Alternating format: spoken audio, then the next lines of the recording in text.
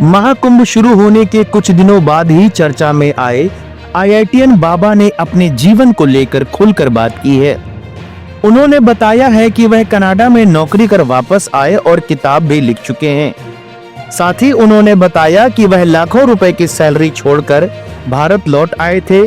साथ ही वह यह बताते हैं कि कई महीनों से उनका घर वालों से संपर्क नहीं हुआ है। अभय सिंह हरियाणा के झज्जर के सासरौली गांव से आते हैं। उन्होंने आईआईटी बॉम्बे से पढ़ाई की है। हेडलाइंस इंडिया से बातचीत में उन्होंने बताया, 10 तारीख को महाकुंभ में आए थे। मैं अपने आप को न संत मानता हूँ न साधु मानता हूँ। वैसे आप मुझे बैरागी बोल सकते हो, लेकिन फिर पूछते हो कि तुमने दीक्षा ली या नहीं, संन्यास लिया या नहीं। जिसने भी समझाया वो गुरु हो गया।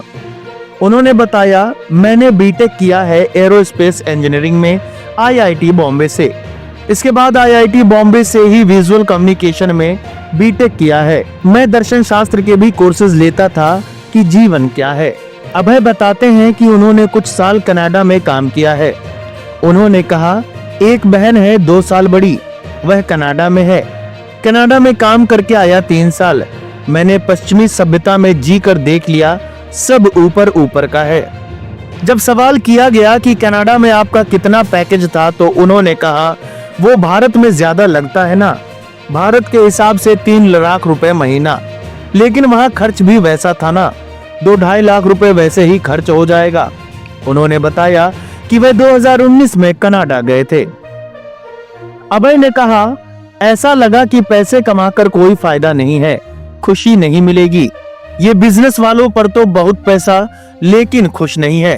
फिर उस समय पर क्रेज था, ना कि पैशन फॉलो करो। जो काम करना पसंद है तो खुश ज्यादा रह पाओगे। ट्रैवल फोटोग्राफी की, फिल्म मेकिंग की, मार्केटिंग की, लेकिन फिर उससे भी मन भर गया। उन्होंने बताया, मैंने उनको भी समझाया, भारत की सबसे बड़ी परेशानी नहीं है। मैं घर में बैठकर सदगुरु की एक क्रिया है वह करता था, ध्यान करता था। उनको लगा कि यह लड़का हाथ से गया, यह तो बाबा बन जाएगा, किसी गुफा में बैठा होगा। मैं बोला कि इस चीज को समझने की कोशिश कर रहा हूँ कि यह है क्या, करके नहीं देखेंगे तो समझेंगे कैसे। ध्यान करने से बाबा थोड़ी बन जाएंगे, ऐसे नहीं होता है। अभय से सवाल किया गया कि उन्हें घर वालों की याद आती है या नहीं, तो उन्होंने इनकार कर दिया। उन्होंने कहा, अब तो सिर्फ महादेव। साथ ही बताया कि करीब 1.5 साल से घर वालों से बात नहीं हुई है।